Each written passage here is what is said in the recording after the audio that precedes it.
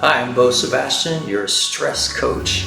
Thinking back on the days of my own anxiety and stress, I hadn't given an equal share of my energy to the things that actually mattered, like peace and security.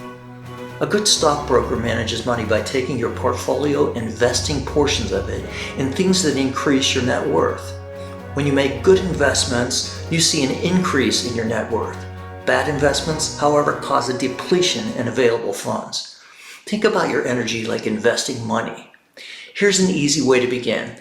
Think of doing something good in 3 areas of your life every day this week. Number 1, health. This could be food and exercise. 2, fortune. Investing your time in things that make money for you.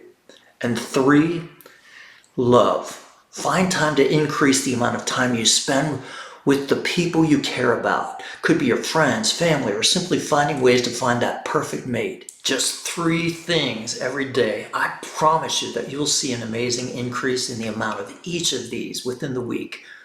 Tune in for more helpful hints about anxiety and stress. Look for From 10 to Zen, the zeroing out technique, on my profile. Subscribe and like this video to receive more helpful videos in the future.